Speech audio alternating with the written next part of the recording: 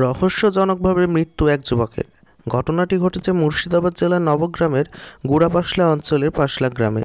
মৃত যুবকের নাম বুদ্ধদেব মাহার। এই যুবকের বয়স জানা যায় আনুমানিক 21 থেকে 22 বছর।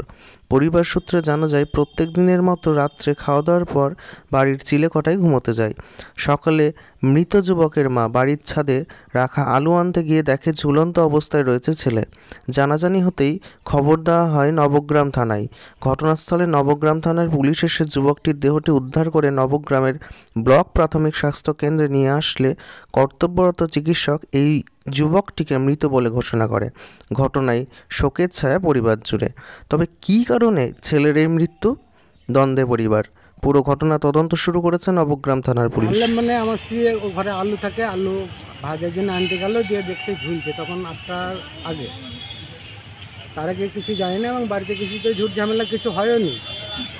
ঝুট ঝামেলা হলে না একটু সজাগ থাকে মানুষ, যে একটু খোঁজ খবর নেওয়া দরকার বা নেয়, এই অবধি আর কিছু নেই। তারপর ওই রকম দেখতে তখন ঝুলন্ত অবস্থায়। কিসে দিয়েছিল গলায়? আমি ভালো করে দেখেন কি নামানোর পর দেখেছি, আমি দেখতে পাইনি, আমি ঘুরে পালিয়ে এসেছি ঘরের মতো। কি করতো এখন? কি করতেন উনি? এখন বাড়িতেই থাকতো, এমনি ঘুরে ফিরে বেড়াতো। পড়াশোনা কিছু করতো? পড়াশোনায় তো কিছুদিন আগে পরীক্ষা হলো, 15-20 থেকে আগে বছর।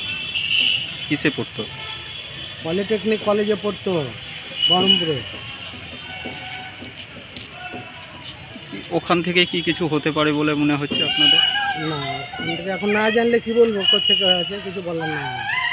কি নাম? একমাত্র বলতে পারো মোবাইল যখন কাছে ছিল, বললে মোবাইলে বলতে পারবে। আমি কিছু বলতে পারবো না, জানি না। কি নাম তার যে মারা গিয়েছে? বুদ্ধদেব মাহারা। কত বয়স হবে তার অনুমান? বয়স বোধ হয় 21-22 এরকম চলছে। আপনার নাম?